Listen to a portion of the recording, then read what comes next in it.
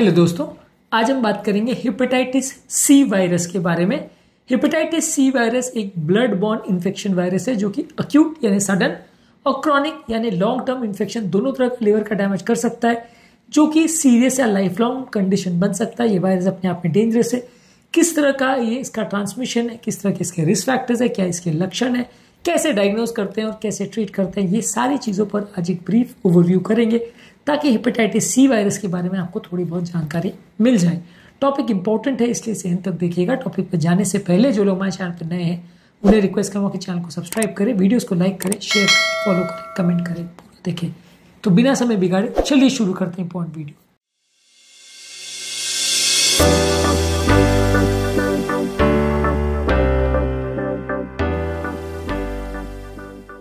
सबसे पहले इसके कारण क्या है।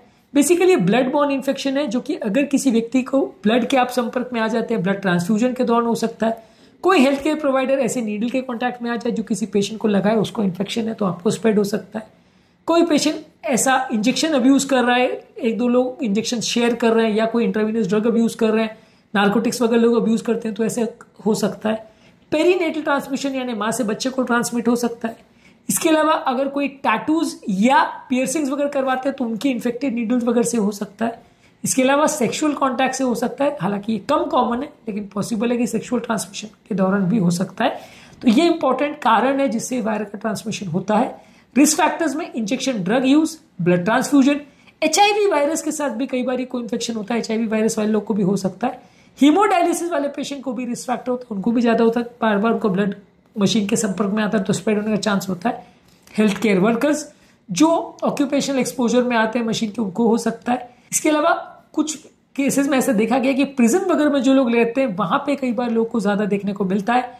या पेरीनेटल ट्रांसमिशन, अगर किसी बच्चे की माँ इन्फेक्टेड है तो बच्चे को भी हो सकता है। तो ये इंपॉर्टेंट रिस्क फैक्टर्स है जिसकी वजह से हेपेटाइटिस सी वायरस स्प्रेड होता है। इंपॉर्टेंट इसके लक्षण क्या है। अक्यूट इन्फेक्शन ज्यादातर इन्फेक्शन एक्सपोजर होने के 2 से 12 हफ्ते के अंदर होता है। टिपिकल जॉन्डिस के ज्यादातर फीचर होते हैं, साथ में बहुत ज्यादा कमजोरी, सुस्ती, बुखार होना, उल्टी जैसा लगना, पेट में दर्द होना, यूरिन डार्क कलर होना, मोशन का कलर मिट्टी जैसा होना, जॉइंट पेन्स होना और जॉन्डिस में आंखों का और स्किन का पीला पड़ जाना, ये सिम्टम्स इसके होते हैं। क्रॉनिक हेपेटाइटिस में ज्यादातर लंबे समय तक ये सिम्टोमेटिक होता है। लोगों को इसमें कई बार बहुत ज्यादा सुस्ती होती है, डिप्रेशन होता है, लिवर स्कारिंग और सिरोसिस हो जाता है और कई बार लिवर कैंसर होता है। लिवर के कैंसर के ये इंपॉर्टेंट रिस्क फैक्टर माना जाता है। डायग्नोज कैसे करते हैं, इसमें एंटी-CV एंटीबॉडीज को टेस्ट करते हैं जो कि पास्ट या प्रेजेंट इन्फेक्शन इंडिकेट करता है, एंटीबॉडी प्रेजेंट बॉडी में है तो। इसके अलावा HCV RNA टेस्ट करते हैं, यानी अगर ये बॉडी में जेनेटिक मटेरियल वायरस का है तो वो एक्टिव इन्फेक्शन को इंडिकेट करेगा। इसके अलावा आप जीनोटाइपिंग करते हैं कि कौन सा टाइप का HCV इन्फेक्शन है, उसके बेसिस पे ट्रीटमेंट स्ट्रैटेजी डिसाइड होता है, इसलिए जीनोटाइपिंग करते हैं। बेसिकली इन्फेक्शन है वो जानने के लिए HCV RNA सबसे ज्यादा इंपॉर्टेंट टेस्ट है जो किया जाता है।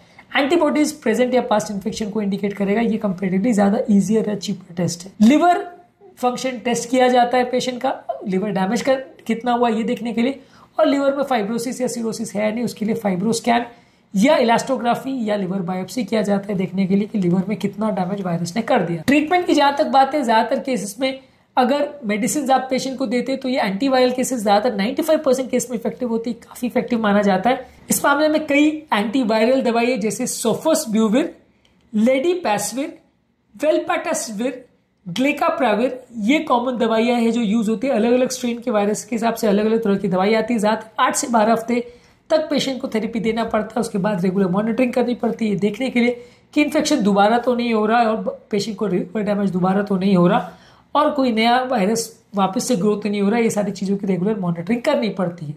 मेन चीज है वायरस को होने से पहले आप प्रिवेंट कर दो तो ज्यादा अच्छा है। इसके लिए कोई वैक्सीन अवेलेबल नहीं है। हेपेटाइटिस A और B के लिए वैक्सीन अवेलेबल है, C के लिए वैक्सीन अवेलेबल नहीं है। आपको इसके ट्रांसमिशन को रोकना पड़ेगा। ज्यादातर आपको सेफ इंजेक्शन प्रैक्टिस रखना पड़ेगा, नीडल शेयरिंग नहीं करना पड़ेगा। अगर कोई ब्लड ट्रांसमिशन हो रहा है तो ब्लड जो आप ट्रांसमिशन कर रहे हैं उसको स्क्रीन पहले करिए। हेल्थ केयर प्रोफेशनल को पहले सेव करने की कोशिश करिए कि नीडल प्रिक इंजुरीज ना हो। और अगर ऐसे व्यक्ति के साथ आप सेक्सुअल रिलेशन मेंटेन करें जिसको वायरस का इन्फेक्शन है तो उसमें ध्यान रखना पड़ेगा। अनप्रोटेक्टेड सेक्सुअल इंटरकोर्स ऐसे लोग से नहीं होना चाहिए जिसको इस तरह का इन्फेक्शन है, उससे दूसरे को स्प्रेड हो सकता है। ज्यादातर इसमें कॉम्प्लिकेशन में सबसे इंपॉर्टेंट चीज लिवर सिरोसिस और लिवर कैंसर है जिसके बारे में ध्यान रखना आवश्यक है। इसके अलावा कुछ लोगों को बॉडी में क्रायोग्लोबिनोमिया, ग्लोमेरुलोनेफ्राइटिस और स्किन की कुछ बीमारियां भी हो सकती है। यानी हेपेटाइटिस सी वायरस सिर्फ लिवर को अफेक्ट नहीं करता, कुछ और एक्स्ट्रा हिपैटिक मैनिफेस्टेशन भी इसके हो सकते हैं, जिसके बारे में भी अगर कुछ पता चलता है या ऐसे सिम्टम्स आते हैं तो उसके बारे में ट्रीटमेंट करना आवश्यक है। आज के टॉपिक में हमने बात करी हेपेटाइटिस सी वायरस के बारे में, जो कि बेसिकली एक ब्लड बॉर्न इन्फेक्शन है। इसका कोई वैक्सीन नहीं आता लेकिन ट्रीटेबल है। अगर इसके एंटीवायरस प्रॉपर मेडिसिन आप देते हो तो ट्रीटेबल है।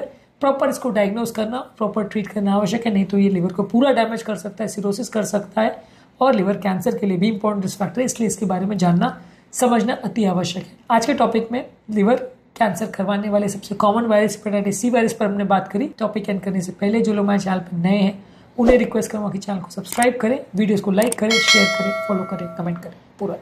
Thank you.